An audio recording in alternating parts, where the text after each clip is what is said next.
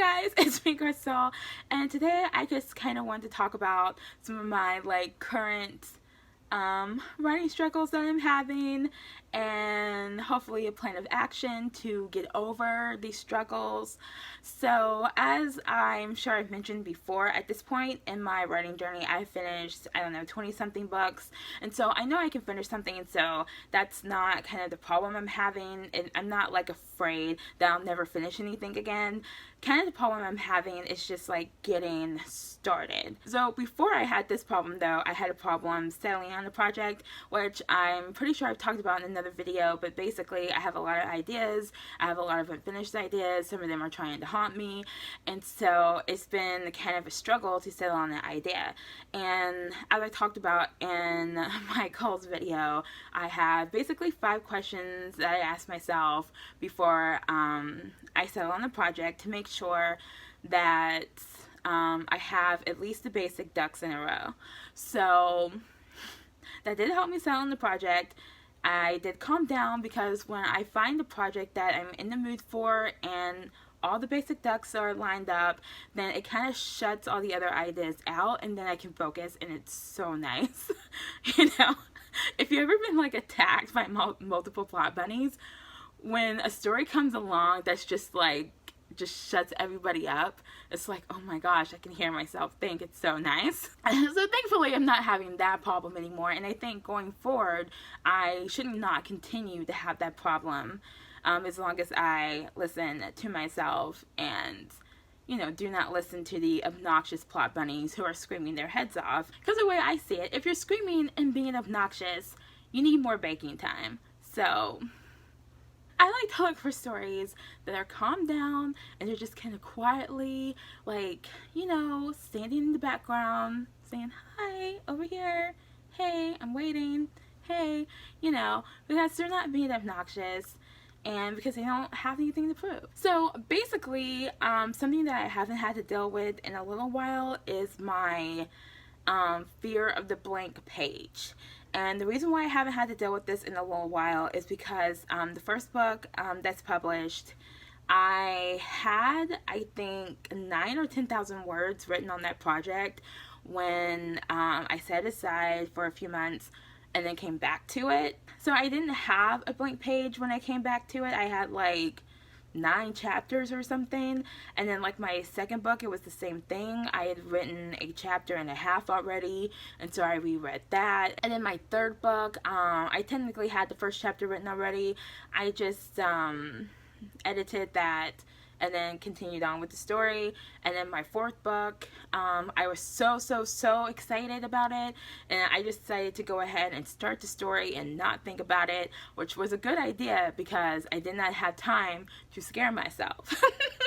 So the problem with my current project is that the last time I tried to write this, I was kind of off the rails, and so I stopped the story before I wrecked everywhere and put it on the shelf, and I'm like, okay, this is not ready. I went into it way too fast. I have no idea what I'm doing, and what I'm doing is not lining up with what I see in my head. And I did not understand either what I saw in my head, but at the time, that's kind of how I operated. I got an idea and I just jumped into it. So and I still do that sometimes, obviously. But there are certain stories that you can have and you can just jump right in. There are some stories that you need to you know, brainstorm somewhere. So the second time I tried to write this book, I had words on the page, but they were the wrong words, and so I was trying to keep some of the first chapter, and I ended up bringing all that old energy into the rewrite, and I was like, okay, this isn't working, and I think I got 2 sentences down and I quit. So this time I deleted everything, but then the page was blank, and then I was intimidated. So one of the things I'm trying to work on currently at this particular stage of my writing journey is to stop running away from ideas I really want to write, just because there's some aspect of the story that is intimidating me or scaring me or something. So I'm pretty sure I mentioned in my goals video that the project I'm working on is a paranormal sci-fi, and I don't read science fiction. Okay, and one of the things I told myself the last time I set this project aside was that I had to read a science fiction book before I picked this back up again, because I felt like I needed to read more science fiction so I would know what I was doing. But the fact of the matter is, we are only limited by the scope of our imagination. Also, I do watch sci-fi, and I like sci-fi movies, and so I'm like, that counts. So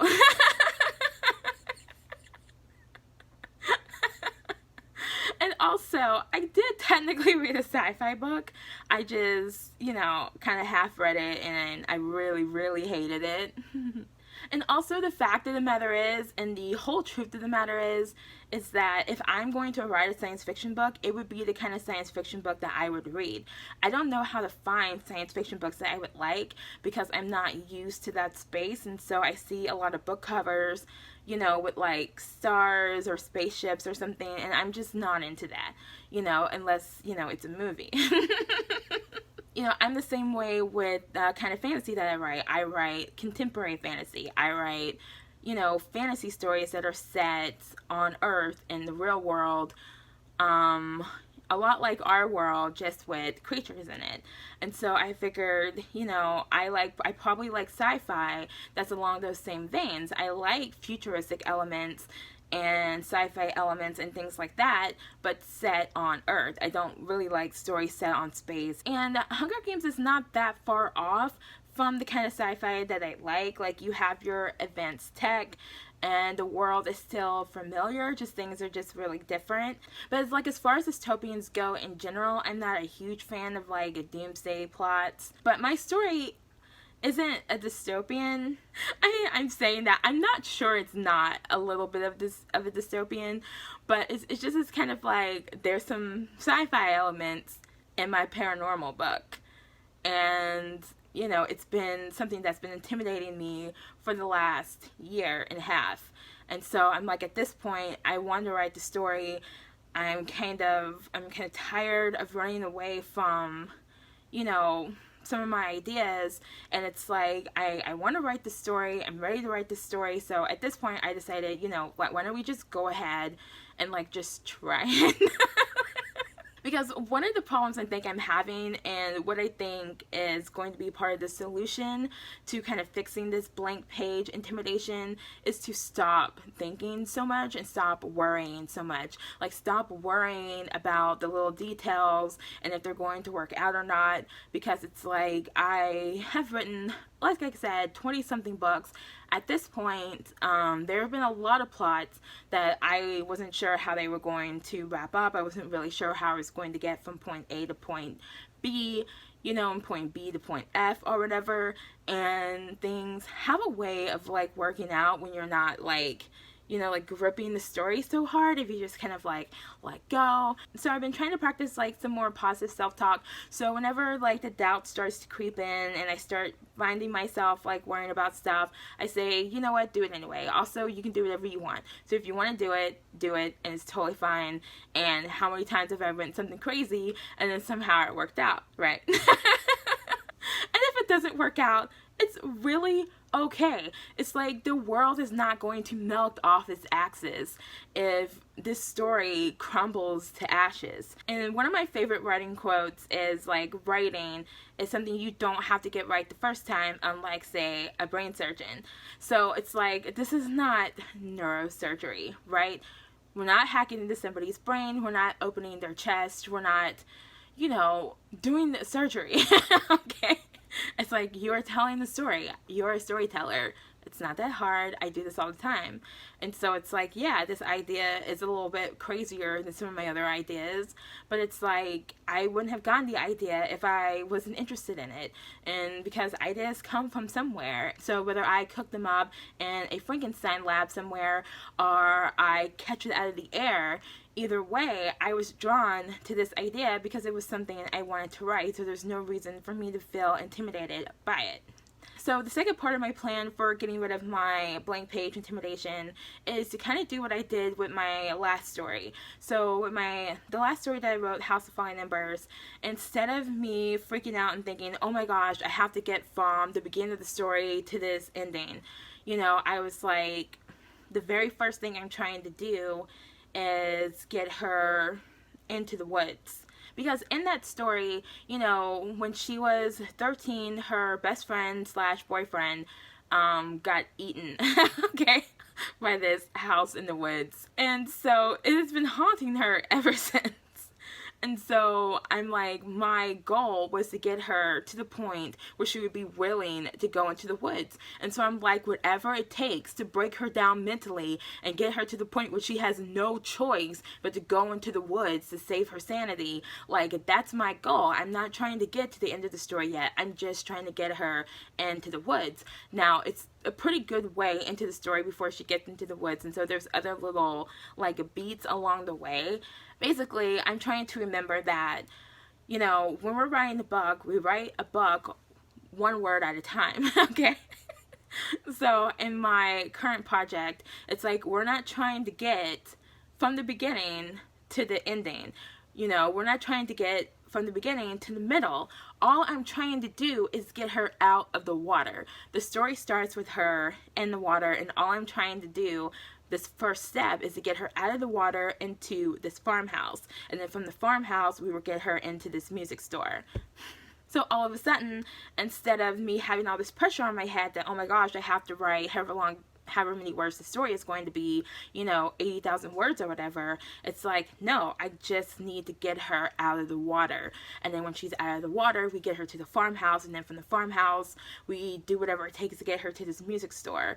And then from the music store, really, really fun things start to happen. And I found that to be a really helpful because when I was writing my second published book, Winter Siren, I didn't have like an outline, any kind of outline at all for like the first time in years. And one of the reasons why I didn't freak out is because, one, I do know where I'm going. I have the entire plot in my head.